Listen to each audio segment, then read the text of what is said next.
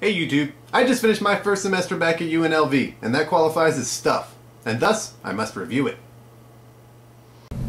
That's me! YouTube, I first started at UNLV back in 2001, but I had a little bit of bad luck at my first attempt at college. I failed every class I took in the first semester, and half of them in the second. Now I would call that bad luck, but some people blame it on the fact that I didn't show up for most of my classes. Or one of my finals. Well, UNLV didn't take too kindly to it, and that's why I was suspended after my first year. After some community college and a long hiatus, I was finally able to return to UNLV, but I could no longer afford to do so.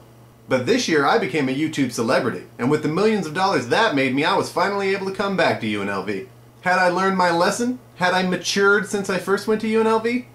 Well, we'll find out as I review my first semester back at UNLV. This is such a revolutionary review that I'm not entirely sure how I'm going to do it. What I finally decided is I'm just going to go in order and make fun of the classes that I took. I'm currently enrolled at UNLV as a journalism major, and I think I'm going to go for a minor in film just because they don't yet offer the option of getting a degree in playing video games. But they should, because I would get a doctorate in that shit. So this semester I took 2 film classes and 1 journalism class. The first film class I took was Film 100, which I mainly just took as a prerequisite to open up the rest of the film classes. But I was pretty excited to take this class because it seemed like it would just be watching movies and talking about them. And that's exactly what the class was, but with really old movies. We kicked off this class with one of the first movies ever.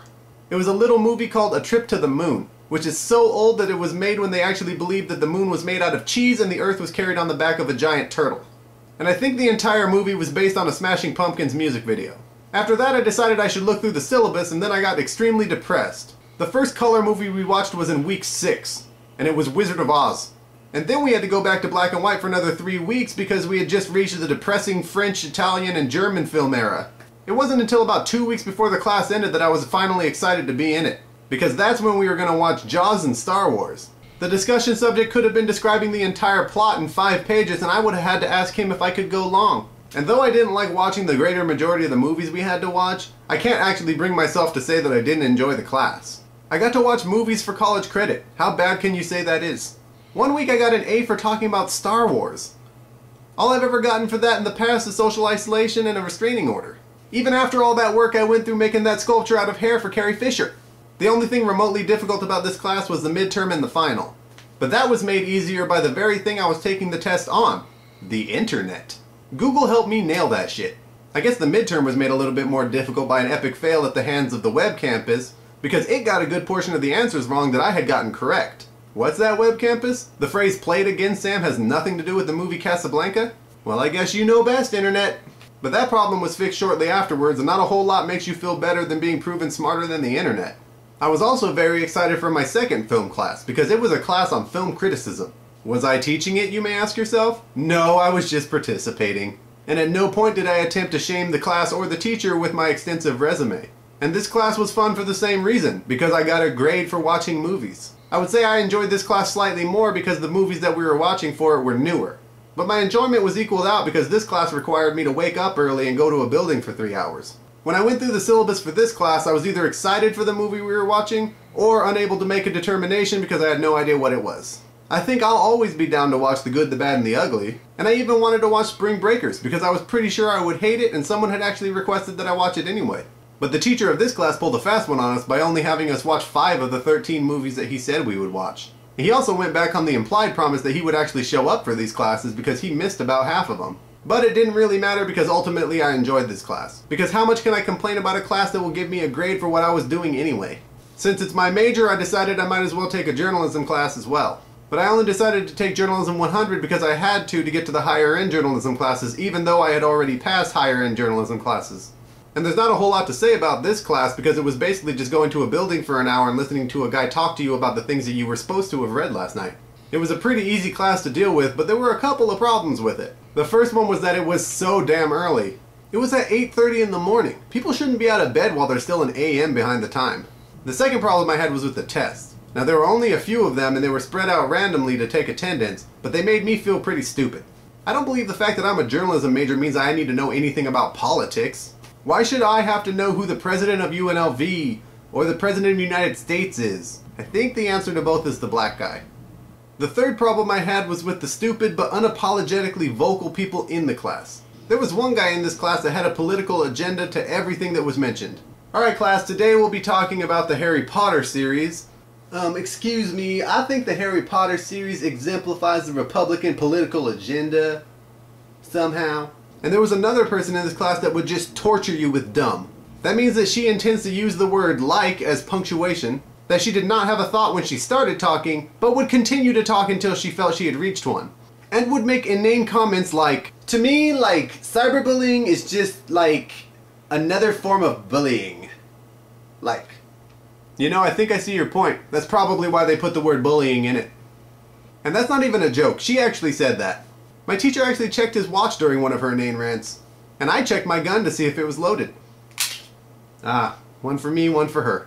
But it's still basically an easy class, and I particularly enjoyed the final that was about half basic fucking grammar you should have learned in high school. Which was easy for me and greatly appreciated because maybe people will finally realize that there's a reason to learn the correct form of your or their. I guess the real problem with this journalism class is that it brought a friend. And its friend was a lousy bitch. Because the first part of the class was called a lecture, and the second part was inexplicably called a discussion. Which doesn't really make sense because there was quite a bit more discussion in the actual lecture portion of the class. But I guess the word discussion is a lot shorter than write a bunch of papers about shitty online courses that you'll spend way too much time taking and then come into class and read them out loud. Now, are you guys aware of a website called NewsU?